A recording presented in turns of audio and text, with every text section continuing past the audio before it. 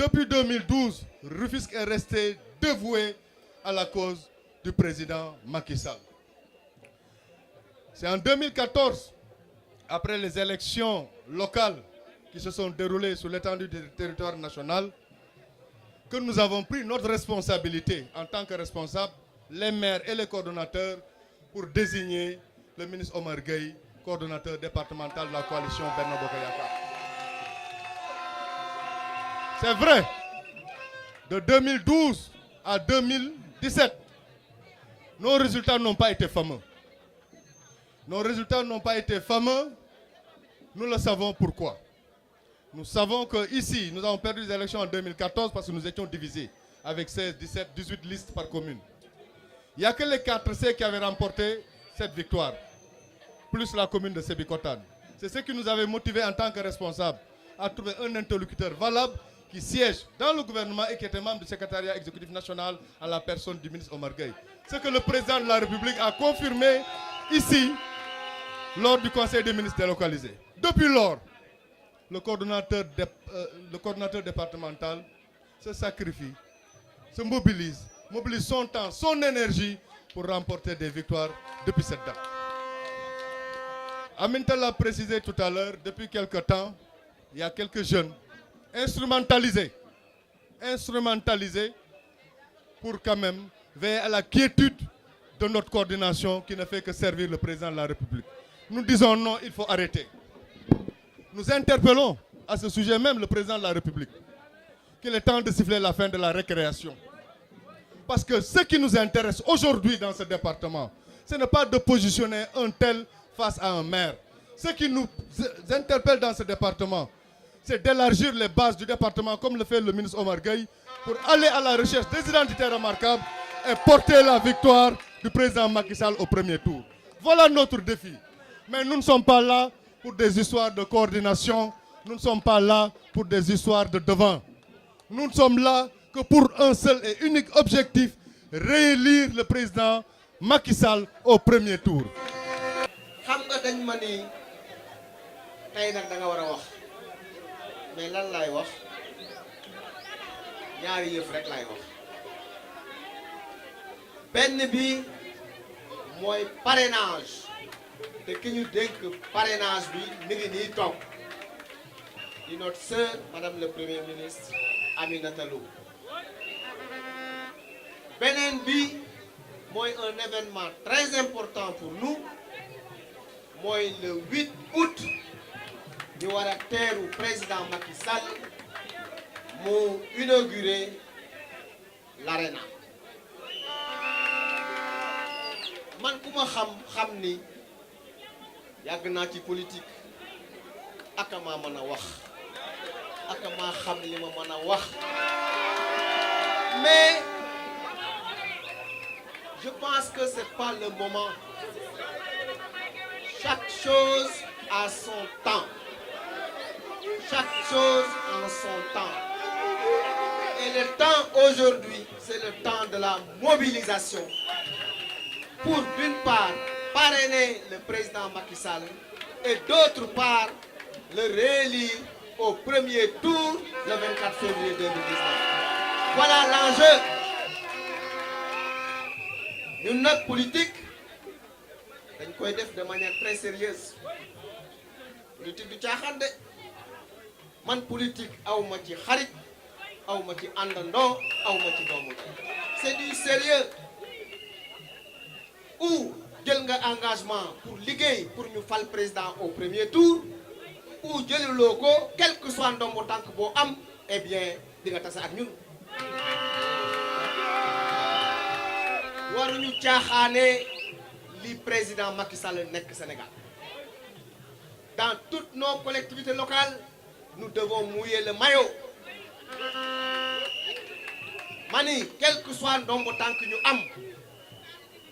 dañu war a disponible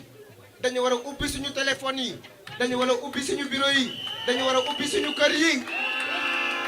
di recevoir militants yi di waxtaan ak askan wi di leen wax lan le président Macky Sall liggéey lu jar ñu jox ko au deuxième mandat. Mais nous ne devons pas perdre notre temps sur des querelles inutiles. En tout cas man kenn du ma dégg ma tontu man naa tontu nag mais du ma ko def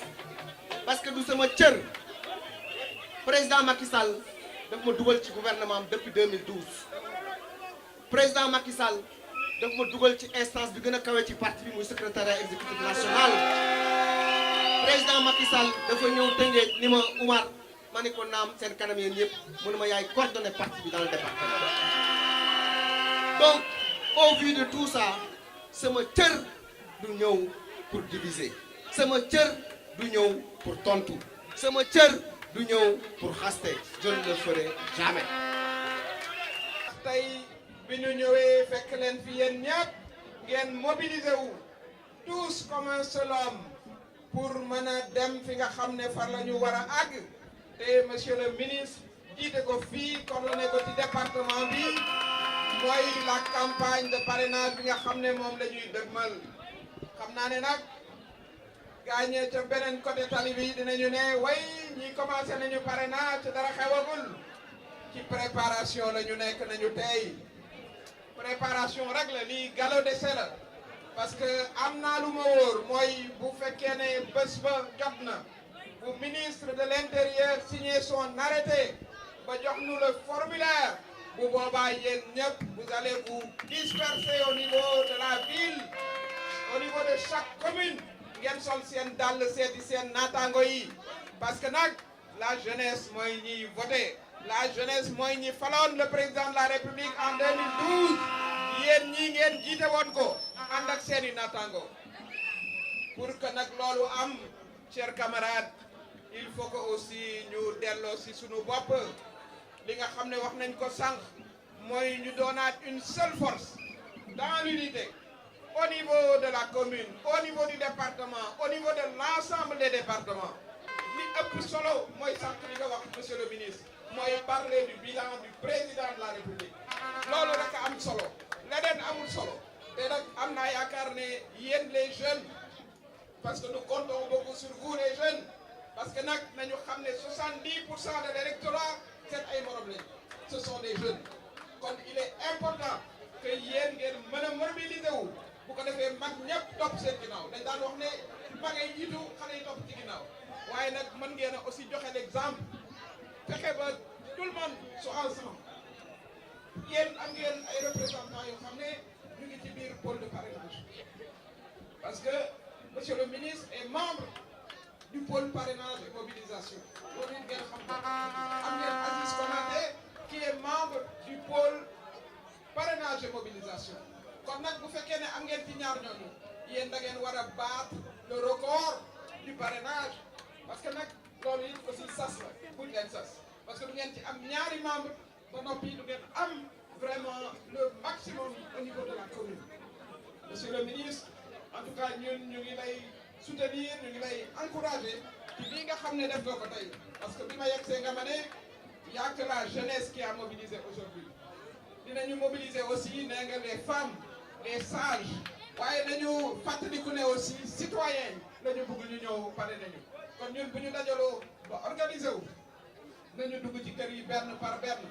nañu fexe ba waxtaan ak leader d'opinion yi nañu seeti les responsables des groupements féminins nañu seeti les chefs de quartier les délégués de quartier ñooñu ñëpp it